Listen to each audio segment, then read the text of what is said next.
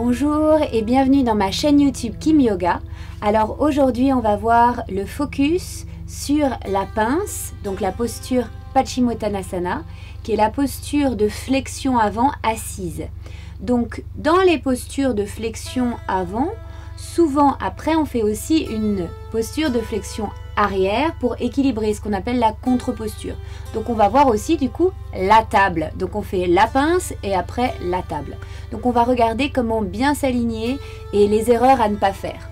Ok, donc on vient se placer assis. Ici on étire les jambes. On va déjà apprendre la posture qui prépare la posture de la pince pour avoir bien le dos droit.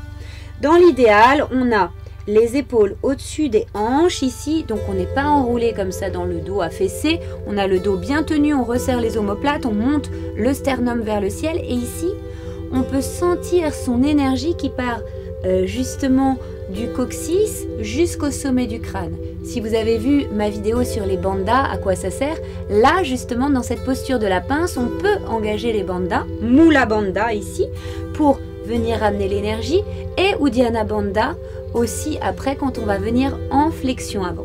Donc au début on fait Mula Bandha, on peut ramener ses mains le long de son buste, les mains s'enfoncent dans le sol et on se redresse ici. C'est déjà pas si évident, les pieds sont flex, les jambes sont tendues. Si c'est trop dur, on peut plier un petit peu les genoux pour être en flexion et soulager un peu le bas du dos.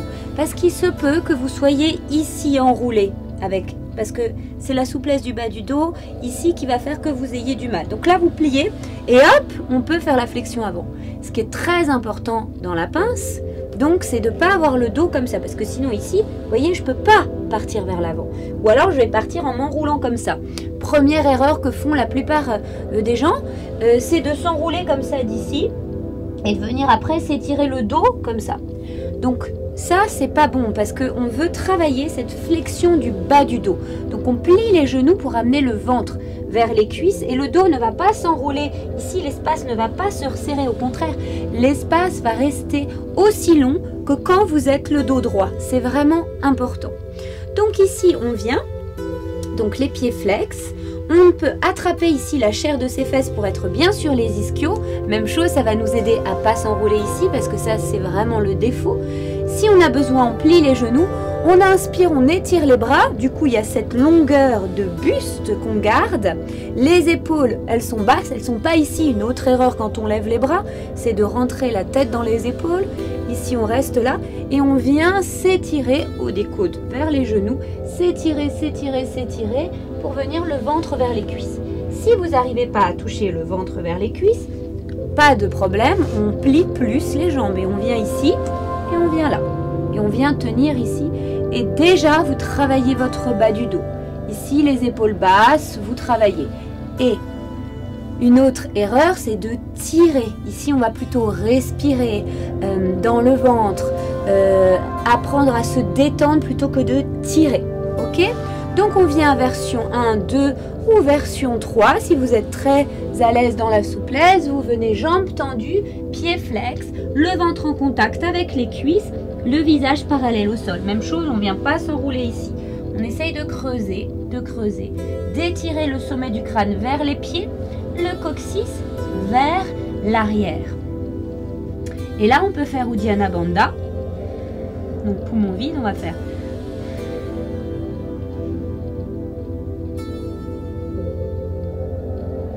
Vous sentez, vous relâchez la contraction avant d'inspirer.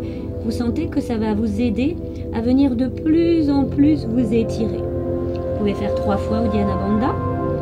Poumon vide.